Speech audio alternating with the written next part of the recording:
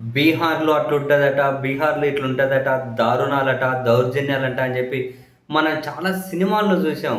కానీ అక్కడ ఎట్లుంటదో మనమైతే లైవ్‌లో చూడలేదు గానీ, ప్రస్తుతం ఆంధ్రప్రదేశ్‌లో చాలా సంఘటనలు అలా సినిమాల్లో బీహార్‌లో ఇట్లుంటదంట అని చూపించినవన్నీ మన కళ్ళ ముందు చేస్తూ ఉన్నారు అధికార పార్టీ నేతలు. అసలు కొన్ని కొన్ని దాడులు, ఆ దాడుల్లో వాళ్ళ బరితెగింపులు, క్రియేటివిటీ, పోలీసుల సమక్షంలోనే ఇవన్నీ చూస్తూ ఉంటే వావ్! నిజంగా ఎట్లా ఉన్న ఆంధ్రప్రదేశ్‌ని ఎట్లా చేసేసారయ్యా సీరియస్‌లీ. ఇట్లనా అధికారం అంటే. అసలు ఈరోజు తిరుపతిలో అయితే ఆయన ఎవరో టీడీపీ ఇన్‌చార్జ్ ఉన్నారట. శ్రీనివాస ఏదో పేరు ఆయన టీడీపీ ఇన్‌చార్జ్ ఎవరో ఉన్నారట. ఆయన ఇంటి ముందు ఒక మహిళ నిరసన చేసేకి నిలబడారు. ఒక మహిళ వాళ్ళ కుటుంబ సభ్యులు. ఎందుకని?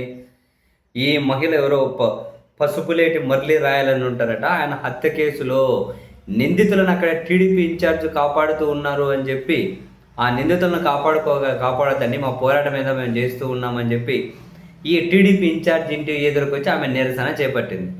ఏదన్నా ఉంటే పోలీసులకు చెప్పాలి, లేదంటే ఏదన్నా ఉంటే సంబంధం లేదనాలి, ఇదంతా అల్లరనాలి, నిరసించనాలి, ఏదో చెప్పుకోవాలి. నిరసన వ్యక్తం చేస్తున్నారు అని చెప్పి దాన్ని కవర్ చేసేకి అక్కడ జర్నలిస్టులు వస్తే ఆయన వాళ్ళ అనుచరులు ఏకంగా మహిళ మీద దాడి చేశారట. అక్కడికి వచ్చినటువంటి విలేకరుల మీద, కెమెరామెన్ల మీద, రిపోర్టర్ల మీద దాడి చేసి చివరికి ఏ స్థాయిలో అంటే ఒక విలేకరిని తీసుకెళ్ళి ఆయన ఇంట్లో లోపల బంధించి కొట్టారట. సొక్కగా చనిపోతే వేరే సొక్క వేసి పంపించారని చెప్పి వార్తలు వెలువడుతూ ఉన్నాయి.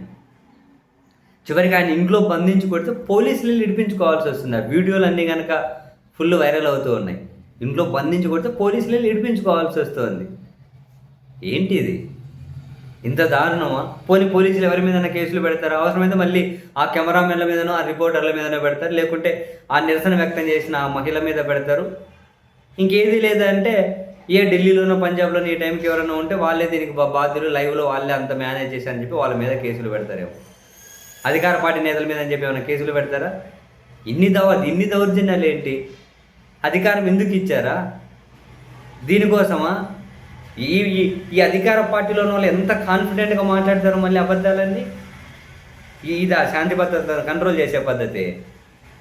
పోలీసులు ఉన్నారు, అడ్డదిడ్డంగా మనం వాడుకోవచ్చు అని చెప్పి ఇవేం బరితెగింపులు, ఇవేం దాడులు? అసలు ఏం చేద్దాం? అసలు రాష్ట్రాన్ని ఏం చేద్దాం అన్నది టార్గెటో నాకు అర్థం కావట్లేదు. వాళ్ళది సింపుల్ లాజిక్ ఒకటే ఉంది. మనం 3 పార్టీలు కలిసి ఉందాం. మన గుడ్డికి మద్దతు ఇచ్చే వాళ్ళకి 50 మంది ఉంటారని, 50% ఉంటారని వాళ్ళు భావిస్తూ ఉన్నారు. మిగిలిన వాళ్ళు ఎట్లన్నా పోని, మనం 50% మనం గట్టి కాపాడుకుంటే అధికారం వస్తుందనే ఒక బ్లైండ్ ప్రిన్సిపల్ని ఫాలో అవుతూ ఉన్నట్టున్నారు. లేకపోతే ఇన్ని బరితెగింపులు ఉండవు. కనీసం రవ్వంతైనా కనుక ప్రజలు ఏమనుకుంటారని భయం ఉంటే ఇట్లా దాడులు చేస్తారా? అరే నీ పాసుగల